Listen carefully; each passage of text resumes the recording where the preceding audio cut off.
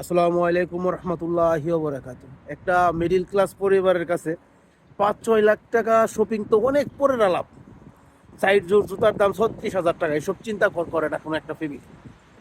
আর একটা middle class পরিবারের মধ্যে একজন বাবা তার সন্তানদের শপিং করে দিতে পারলেই তার সুখ।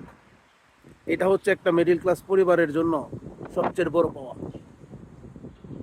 পৃথিবীতে এরকম শত শত বাবার প্রতি রইল শ্রদ্ধা, ভালোবাসা। দেখুন, ভালো লাগবে আশা করি।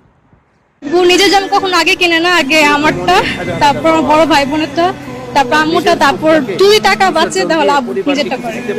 এটা দিলে আমার একটা শান্তি সুখ, যে সবারটা কেনাকাটা হয়েছে আমি নিজে জানিছি, এটা আলহামদুলিল্লাহ।